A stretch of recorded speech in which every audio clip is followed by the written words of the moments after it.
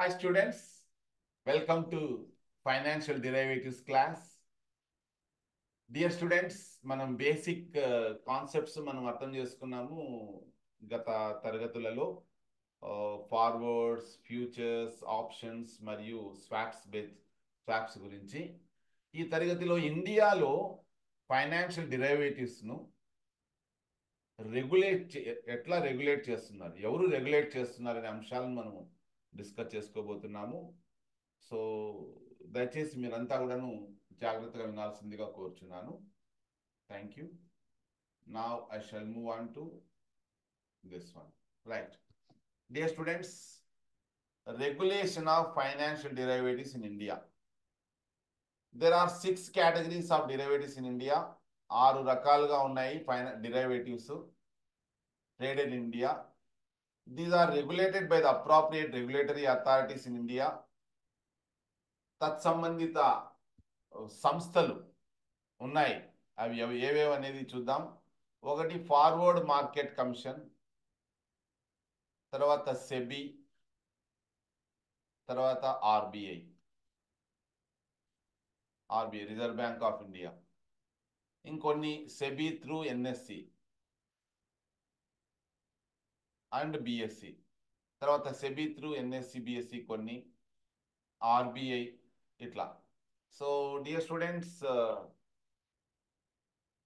ఏవేవి ఎవరు నిర్వహిస్తున్నారు అనేది చూద్దాం. మనకు వాస్తవంగా ఏంటి అనేది అర్థమవుతుంది.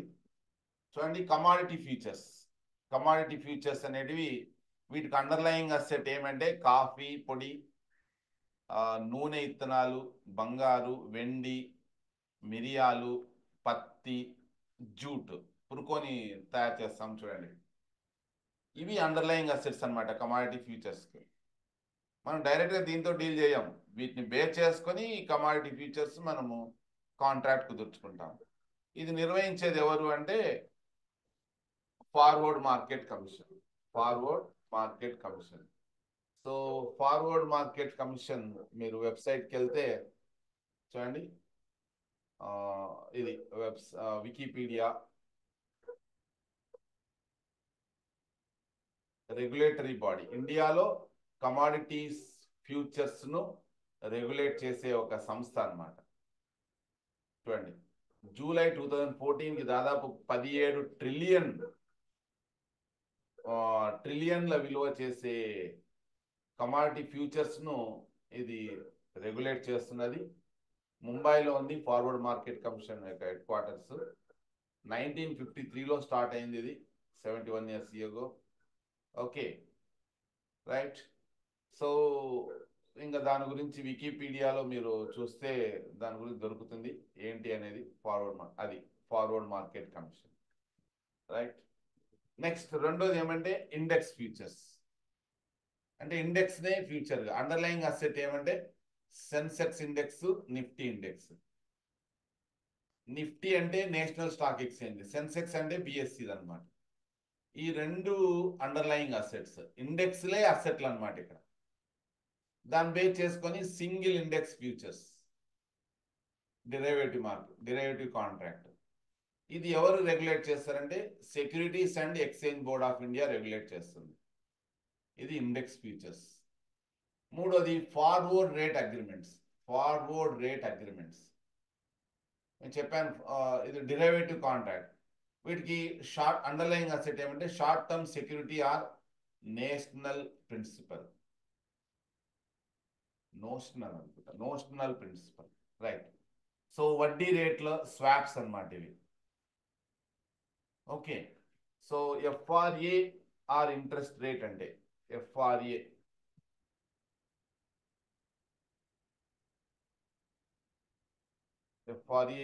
In derivatives. Forward rate agreement అని అర్థం, ఫార్వర్డ్ రేట్ అగ్రిమెంట్. ఓకేనా. ఐఆర్ఎస్ అంటే IRS in derivatives,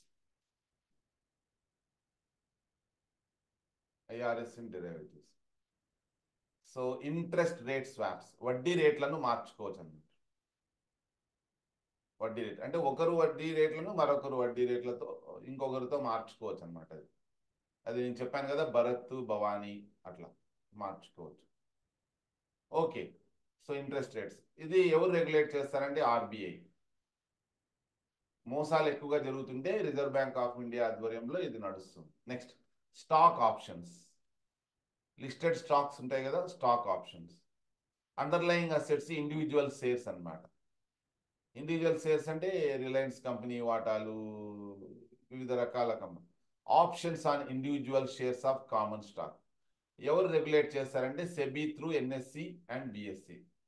securities and exchange board of India, national stock exchange, తర్వాత బాంబే స్టాక్ ఎక్స్చేంజ్ ద్వారా. ఎట్లా ఉంటుంది సెబీ? ఇక్కడ example forward market commission. Forward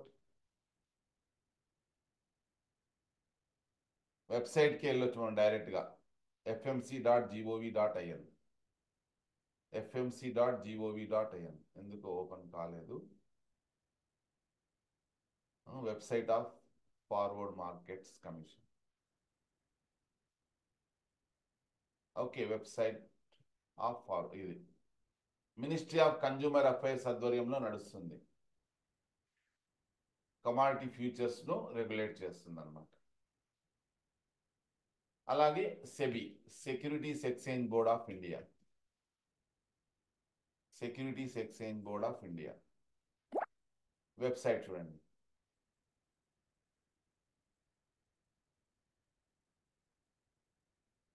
okay, ఇది మీరు లోపలికి వెళ్ళి డెప్త్గా మనము స్టడీ చేయొచ్చు. మనకి ఇంట్రెస్ట్ ఉండాలా. ప్రతి ఒక్కటి టీచరు అని ఏం లేదు. ఇప్పుడు మీరు ఒక ప్రయోజకుడైన పీజీ విద్యార్థిగా మీరు రీసెర్చ్ చేయాలా. ఇది securities exchange board of India. ఏమేమి ఉన్నాయి tabs? About, legal, enforcement, filings, reports and statistics, okay, status, media and notifications, ఇట్లా. సో ఆ రకంగా ఓకేనా. స్టాక్ ఆప్షన్స్ సంబంధించి ఇవి అమెరికన్ స్టైల్లో ఉంటాయి. All the shares and securities for daily trading are stipulated by SEBI. సెబీనే దీనికి సంబంధించిన నిర్ణయాలు డిసైడ్ చేస్తుంది, డెసిషన్ తీసుకుంటుంది. అది next stock futures on individual securities. ఇది స్టాక్ ఆప్షన్స్. స్టాక్ ఆప్షన్స్ వేరు, stock futures on individual securities ఇది కూడాను సెబీనే నిర్వహిస్తుంది. ఇంకా ఇంట్రెస్ట్ రేట్ ఫ్యూచర్స్, ఓకేనా, దీన్ని రిజర్వ్ బ్యాంక్ ఆఫ్ ఇండియా. దేనికి అండర్లయింగ్ అసెట్స్ స్టాక్ ఫ్యూచర్స్కి స్టాక్స్, ఇంట్రెస్ట్ రేట్ ఫ్యూచర్స్కి 91 days treasury bills, 19-year bonds, 10-year zero coupon bonds, ఇవన్నమాట. ఈ రకంగా 6 రకాల డిరైవేటివ్స్ ఉన్నాయి. ఒకటి commodity futures, index futures, forward rate agreements, stock options, stock futures, interest rate futures. This is all about the regulation of financial derivatives in India. My dear students, I hope you understood this. Thank you so much.